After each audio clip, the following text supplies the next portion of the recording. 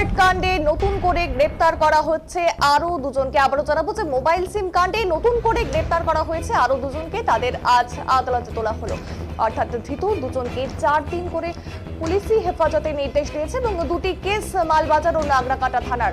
আর এদিন এই তথ্য দিয়ে জলপাইগুড়ি জেলা আদালতের সহকারী সরকারি আইনজীবী মৃন্ময় বন্দ্যোপাধ্যায় বলেন, একই ব্যক্তির ফেক সিম কার্ড ইস্যু করে বিক্রি করার অভিযোগে আজ ফের দুজনকে কোর্টে তোলা হয়েছিল।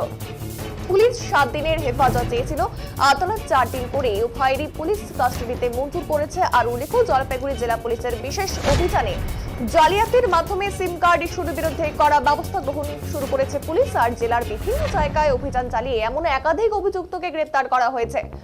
তদন্তে নেমে পুলিশ দেখতে পায় বায়োমেট্রিক ও আধার কার্ডের মাধ্যমে অভিযুক্ত বিক্রেতারা একই ব্যক্তির একাধিক সিম কার্ড অ্যাক্টিভেট করে তা অবৈধভাবে বিভিন্ন জনের কাছে বিক্রি করছে। আর সেই সমস্ত সিম কার্ড ব্যবহার করে একাধিক জালিয়াতির ঘটনা ঘটে। মূলত এই সব জালিয়াতি ব্যাংক ও সাইবারের মতো অপরাধের সাথে যুক্ত, অর্থাৎ অসাধু চক্রীরা এভাবে বহু মানুষকে বিপদে ফেলছেন। আর এমন মারাত্মক অভিযোগ সামনে আসতে অভিযান শুরু করে পুলিশ।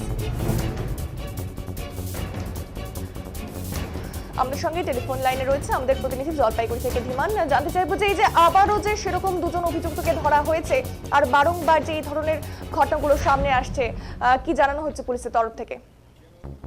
তোমাকে প্রথমে জানিয়ে রাখবো, সিম কার্ড জালিয়াতি কাণ্ডে কিন্তু জলপাইগুড়ি জেলা পুলিশ সুপার এবং জেলা পুলিশ মহল কিন্তু ইতিমধ্যে তৎপর হয়ে গেছে। আমরা লক্ষ্য করেছি এর আগেও কিন্তু 3 জনকে গ্রেপ্তার করেছে এবং গতকাল কিন্তু ডুয়ার্সের বিভিন্ন জায়গা থেকে 2 জনকে কিন্তু এই সিম জালিয়াতি কাণ্ডে কিন্তু নতুন করে গ্রেপ্তার করা হয়েছে।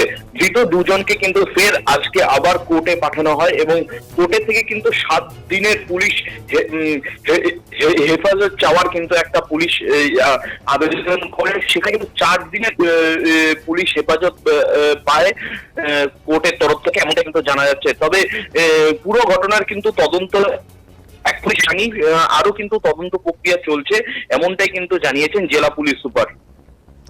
অসংখ্য ধন্যবাদ ধীমান, তুমি নজর রাখো পরবর্তী আপডেটের দিকে।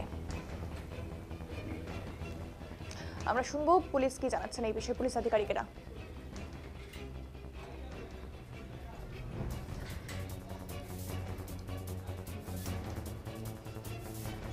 আমরা শুনবো আইনজীবী কি জানাচ্ছে।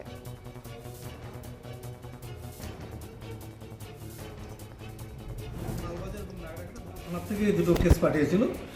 কেসের যেটা অ্যালিগেশন ছিল সেটা হচ্ছে এনসিসিবি অর্থাৎ ন্যাশনাল ক্রাইম কন্ট্রোল ব্যুরো, তারা কিছু আমাদের এখানে কিছু ইনফরমেশন পাঠিয়েছিল যে কিছু ফেক সিম ব্যবহার করা হচ্ছে, যেগুলো দিয়ে মূলত সাইবার ক্রাইমগুলো করা হচ্ছে।